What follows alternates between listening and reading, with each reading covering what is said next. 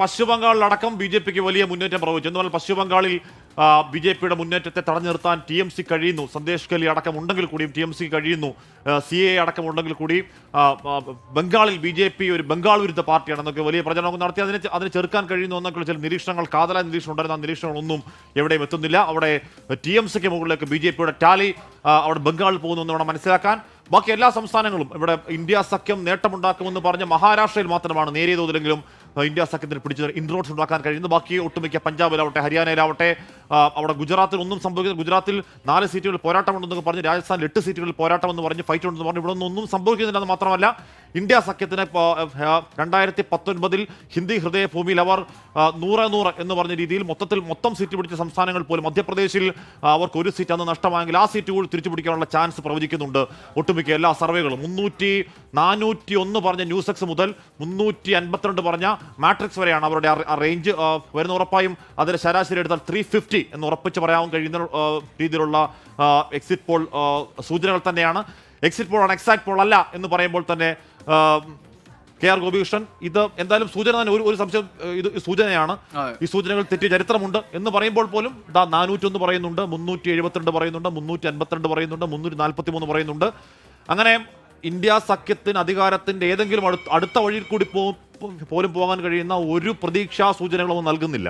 ഏതാണ്ട് സൂചനയാണ്. അതെ, ഏതാണ്ട് സൂചനയാണ്. മാത്രമല്ല കഴിഞ്ഞ തവണ ഏറ്റവും അടുത്ത്, അതായത് തെരഞ്ഞെടുപ്പ് ഫലത്തിനോട് ഏറ്റവും അടുത്ത് നിൽക്കുന്ന പ്രവചനം നടത്തിയത് പിന്നെ മൈ ഇന്ത്യ ആക്സിസും ഇന്ത്യ ടുഡേ നടത്തിയ സർവേയാണ്. അതിൽ ഇന്നിപ്പോൾ രാജീവ് സർദേശായി പറഞ്ഞതുപോലെ തന്നെ ഏറ്റവും അധികം സർപ്രൈസിംഗ് ആയിട്ടുള്ള നമ്പേഴ്സ്, അത്ഭുതപ്പെടുത്തുന്ന അക്കങ്ങൾ എന്ന് പറഞ്ഞത് എനിക്ക് തോന്നുന്നു അദ്ദേഹം ഉദ്ദേശിച്ചത് ഒരുപക്ഷെ ദക്ഷിണേന്ത്യയിൽ NDA നടത്തുന്ന മുന്നേറ്റം അല്ലെങ്കിൽ അവരുടെ നില മെച്ചപ്പെടുത്തുന്ന സാഹചര്യം, നമ്മൾ അത്ഭുതങ്ങൾ സംഭവിക്കുമെന്ന് കരുതിയ ഡൽഹിയിൽ, അതോടൊപ്പം തന്നെ പഞ്ചാബിൽ, ഹരിയാനയിൽ, ആന്ധ്രയിൽ ഒക്കെ തന്നെ അവിടെ എല്ലായിടത്തും NDAക്ക് അനുകൂലമായ ഒരു സാഹചര്യം നിലനിൽക്കുന്നു എന്നാണ്. ഈ ഹാഷ്മി, നമുക്കറിയാം ഈ തെരഞ്ഞെടുപ്പിന്റെ വേളയിൽ ഓരോ സന്ദർഭത്തിലും അത് വിലയിരുത്തിയ വിദഗ്ധർ പറഞ്ഞത് മോദിക്ക് അനുകൂലമായ ഒരു തരംഗമില്ല, അതേസമയം പ്രതിപക്ഷത്തിന് അനുകൂലമായ സാഹചര്യവും നിലനിൽക്കുന്നില്ല എന്നാണ്. പക്ഷെ അങ്ങനെയല്ല, നരേന്ദ്രമോദിക്ക് അനുകൂലമായ ഒരു തരംഗം ഈ രാജ്യത്ത് നിലനിൽക്കുന്നുണ്ടോ എന്ന് സംശയിക്കാവുന്ന തരത്തിലാണ് ഈ എക്സിറ്റ് പോൾ ഫല സൂചനകൾ വരുന്നത്. മാത്രമല്ല കേരളം അടക്കമുള്ള സംസ്ഥാനങ്ങളിൽ പോലും ഇടതുമുന്നണിക്ക് ലഭിക്കുന്ന സീറ്റുകൾ കിട്ടില്ല എന്ന സാഹചര്യവും, അതോടൊപ്പം NDAക്ക് 1 മുതൽ 3 സീറ്റ് വരെ കിട്ടാമെന്ന നിലയിലേക്കും ഒക്കെയാണ് ഈ എക്സിറ്റ് പോൾ കാര്യങ്ങൾ വരുന്നത്.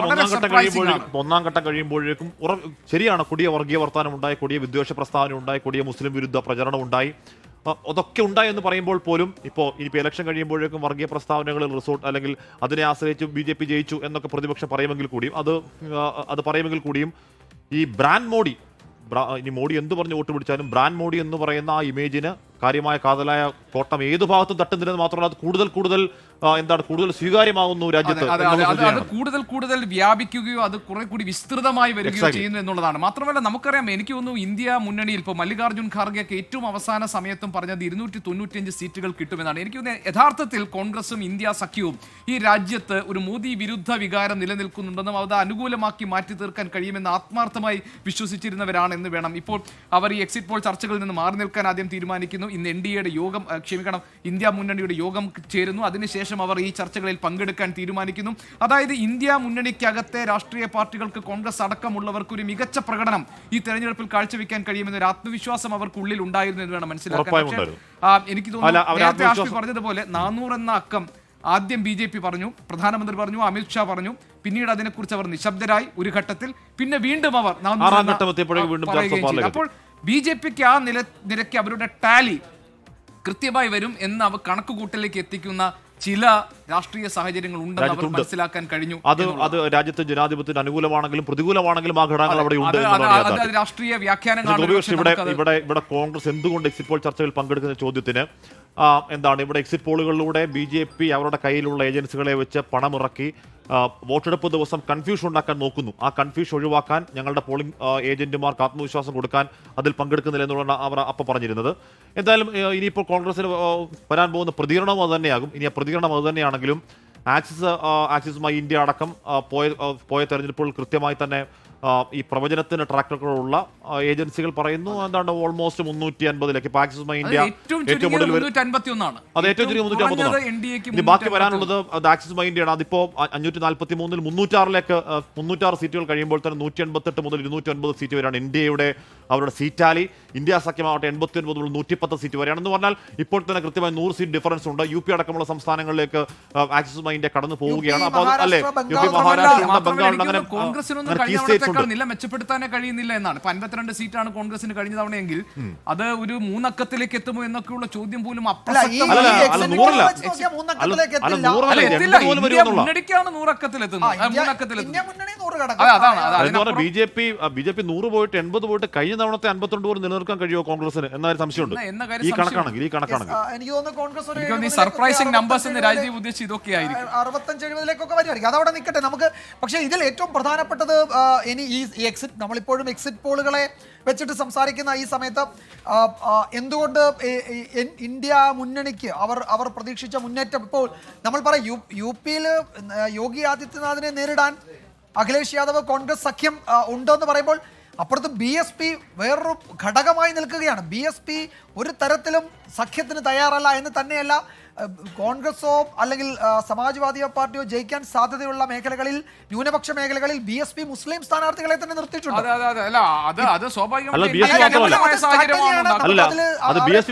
BSP നിർത്തി, ഒവൈസ് നിർത്തി, ഇതൊന്നുമില്ലാതെ വേറെ ഏതോ പാർട്ടി നിർത്തി. തൃണമൂൽ കോൺഗ്രസ് ബംഗാളിൽ ഒരു പ്രധാനപ്പെട്ട കക്ഷിയാണ്. തൃണമൂൽ കോൺഗ്രസും BJPയും അല്ല തൃണമൂൽ കോൺഗ്രസും തമ്മിൽ അധീർ രഞ്ജൻ ചൗധരിയും തമ്മിലുള്ള അവിടുത്തെ ബന്ധം എന്താ? തൃണമൂൽ കോൺഗ്രസും CPM തമ്മിൽ അവിടെയുള്ള ബന്ധം എന്താണ്? തൃണമൂൽ കോൺഗ്രസിനെ വിമർശിച്ച് അധീർ രഞ്ജൻ ചൗധരിക്കെതിരെ നടപടി എടുക്കേണ്ടി വരുമെന്ന് മല്ലികാർജ്ജുൻ ഖാർഗെക്ക് മുന്നറിയിപ്പ് കൊടുക്കണം. ഡൽഹിയിൽ എന്താണ് സംഭവിക്കുന്നത്? ഞാൻ പറഞ്ഞ ഡൽഹിയിൽ ആം ആദ്മി പാർട്ടി കോൺഗ്രസ് സഖ്യം അവിടെ വർക്ക് ചെയ്യുവാണെങ്കിൽ അവിടെ 2-3 സീറ്റ് കിട്ടേണ്ടതാണ്. പക്ഷേ ഗ്രൗണ്ടിൽ അവിടുത്തെ PCC അധ്യക്ഷൻ പാർട്ടി വിട്ട് ബിജെപിയിലേക്ക് പോകുന്ന വേറെ കാര്യം. പക്ഷേ പാർട്ടി വിടാനുള്ള സാഹചര്യം എന്താണ്? അവിടെ അരവിന്ദ് കെജ്രിവാളാണ് കോൺഗ്രസിന്. നമ്മൾ അരവിന്ദ് കെജ്രിവാളിന്റെ വളർച്ച എങ്ങനെയാണ്? കോൺഗ്രസിനെ ഇല്ലാതായിക്കൊണ്ട് വളർച്ചയാണ് ആ കെജ്രിവാൾ. അവിടെ ഗ്രൗണ്ടിൽ ആ പ്രവർത്തകർ തമ്മിലാണ് ശത്രുത. അപ്പൊ ഒരു ദിവസം എന്നാ കൈകോർത്ത് എല്ലാവരും അങ്ങോട്ടും ഇങ്ങോട്ട് വോട്ട് ചെയ്യുന്ന ഗ്രൗണ്ടിൽ വർക്കൗട്ട് ആവില്ല. മദ്യനയ അഴിമതിയുടെ കാര്യത്തിൽ ഈ ആരോപണം ആദ്യം കൊണ്ടുവന്നത് കോൺഗ്രസ്, പിന്നീടാണ് BJP. അങ്ങനെ ആരോപണ വിധേയനായി നിൽക്കുന്ന ഒരാളുമായിട്ട് സഖ്യം ഉണ്ടാക്കുമ്പോൾ നേതാക്കൾ തമ്മിൽ ഒരു സ്റ്റേജ് ഷെയർ ചെയ്യുന്നുണ്ട്. പക്ഷെ താഴെ അത് വർക്ക് ചെയ്യണമെന്നില്ല. അതിന്റെ ഒരു സൂചനയാണ് അതായിരുന്നു കണ്ടത്. അതായത് ഞാൻ പറഞ്ഞത് പക്ഷേ സ്വാധീനമുള്ള പഞ്ചാബിൽ അവർക്ക് സഖ്യം ഉണ്ടാക്കാൻ കഴിഞ്ഞിട്ടില്ല. ഇതിൽ ഏറ്റവും പ്രധാനപ്പെട്ട കാര്യം എന്താ പറയുക, BJP ഇത് ഈ എക്സിറ്റ് പോൾ ഫല സൂചനകൾ അനുസരിച്ചാണ് റിസൾട്ട് വരാൻ പോകുന്നതിൽ BJP അതിനെ പൊളിറ്റിക്കലി എങ്ങനെ ഡിഫൈൻ ചെയ്യും എന്നുള്ളതാണ്. ഈ വിജയത്തെ അവരെങ്ങനെ രാഷ്ട്രീയമായി വ്യാഖ്യാനിക്കും എന്നുള്ളതാണ്. അല്ല, ഞാൻ പറയാൻ കാരണം രാമക്ഷേത്ര നിർമ്മാണം അവർ മുന്നോട്ട് വെച്ച വാഗ്ദാനമാണ്. കശ്മീരിന്റെ പ്രത്യേക പദവി എടുത്തുകളയൽ എന്നത് അവരുടെ മുന്നോട്ട് വെച്ച വാഗ്ദാനമാണ്. അതായത് അവർ മുന്നോട്ട് വെക്കുന്ന സോ കോൾഡ് ഹിന്ദുത്വ അജണ്ടയ്ക്ക് കിട്ടുന്ന ജനവിധിയാണ്, അതിനുള്ള പിന്തുണയാണ് ഈ ജനവിധിയായിട്ട് BJP രാഷ്ട്രീയമായി വ്യാഖ്യാനിക്കാൻ. നരേന്ദ്രമോദിക്ക് ഈ റൈറ്റ് വിംഗ് പൊളിറ്റീഷ്യന്മാർ കൊടുക്കുന്ന ഒരു ഹിന്ദു ഹൃദയ സമ്രാട്ട്, അതാണ് നരേന്ദ്രമോദിക്കുള്ള ഒരു ഇമേജ്. നേരത്തെ ശിവസേന നേതാവ് ബാൽ താക്കറെ പറ്റി ഹിന്ദുത്വ ശക്തികൾ പറയുന്നത് ഹിന്ദു ഹൃദയ സമ്രാട്ട് എന്നായിരുന്നു. യഥാർത്ഥത്തിൽ നരേന്ദ്രമോദിക്ക് കിട്ടുന്ന അതേ ഇമേജ് ആണ്. അപ്പോൾ ഇത് പല ഘടകങ്ങളും.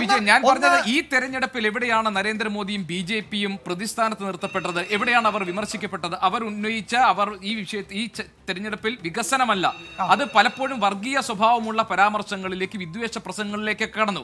അപ്പോൾ അത്രയും വലിയൊരു ജനവിധി BJPക്ക് കിട്ടുകയാണെങ്കിൽ അതിനെ രാഷ്ട്രീയമായി BJP എങ്ങനെ നിർവചിക്കും എന്നുള്ളത് വളരെ പ്രധാനപ്പെട്ടതായിരിക്കും. അവരുടെ വിജയം പറഞ്ഞ പോലെ എക്സ്ട്രീം റൈറ്റ് വിംഗ് മാത്രമല്ല, എക്സ്ട്രീം ഹിന്ദുത്വ പൊളിറ്റിക്സിന് കിട്ടുന്ന ജനവിധിയായി ഇത് വ്യാഖ്യാനിക്കപ്പെടുന്നു. ഒരു കൗതുകമുള്ള കാര്യം കൂടി. അതായത് ഗുജറാത്തിൽ നരേന്ദ്രമോദി തുടർച്ചയായി ജയിച്ച സമയത്തും അദ്ദേഹത്തിന്റെ 3rd ടേമിനെ ഇവിടുത്തെ ചില ഇംഗ്ലീഷ് പത്രങ്ങൾ വിശേഷിപ്പിച്ചത് വിക്ടറി ഓഫ് മോദിത്വ എന്നാണ്. വിക്ടറി ഓഫ് ഹിന്ദുത്വ അല്ല, വിക്ടറി ഓഫ് മോദിത്വ എന്ന് വെച്ചാൽ ഹിന്ദുത്വയ്ക്ക് അപ്പുറത്തേക്കായിരുന്നു അന്ന് ഗുജറാത്തിൽ മോദിത്വം എന്ന് വെച്ചാൽ അത് വേറൊരു സംഗതിയായിരുന്നു. അതാണ്. അപ്പൊ ഞാൻ പറഞ്ഞത് യഥാർത്ഥത്തിൽ ഒരു പാൻ ഇന്ത്യ ലീഡറായി നരേന്ദ്രമോദി മാറിയിട്ടുണ്ട് എന്നതിന്റെ മറ്റൊരു തെളിവ് കൂടിയാണ്. മോദി ബ്രാൻഡാണ് അവർ ഉപയോഗിക്കാൻ ശ്രമിച്ചതെങ്കിൽ ഈ വിദ്വേഷ പ്രസംഗത്തിന്റെ ആവശ്യമില്ല. ഈ വർഗീയ വിഷയങ്ങൾ അല്ലല്ല, ഉയർത്തിക്കൊണ്ടുവരേണ്ട അല്ല, ആവശ്യമില്ല. മോദി ബ്രാൻഡ് വികസനം മോദി പറയാം. ബ്രാൻഡ് ഭാഗമാണ് ഇന്ത്യ മോദി ഷൈനിങ്ങിന്റെ ബ്രാൻഡ് മോദി ഭാഗമാണ്. വർഗീയത പറഞ്ഞ ഒരു തെരഞ്ഞെടുപ്പും ഇല്ല അത് മോദി മോദി ബ്രാൻഡിന്റെ വർഗീയത പറഞ്ഞ ഒറ്റ തെരഞ്ഞെടുപ്പും ഇല്ല മോദി ബ്രാൻഡിന്റെ കൂടെയുള്ള ചേരുവയാണത് നരേന്ദ്രമോദി ആദ്യമായാണ് ഇത് പറയുന്നത് എന്ന തെറ്റിദ്ധാരണയുടെ പുറത്താണ് ഈ പരാമർശം. ഈ 80:20 മത്സരമാണ് ശരിയാണ്. പക്ഷേ ഇത്രത്തോളം ഞാൻ പറഞ്ഞു നരേന്ദ്രമോദി വർഗീയ ഇല്ല അങ്ങനെയല്ല. ഇപ്പൊ നരേന്ദ്രമോദി വർഗീയത പുറത്ത് ഒറ്റ ഇലക്ഷൻ പോലും ഇല്ല. പക്ഷെ അതൊക്കെ പൊതിഞ്ഞു പറഞ്ഞാണ്.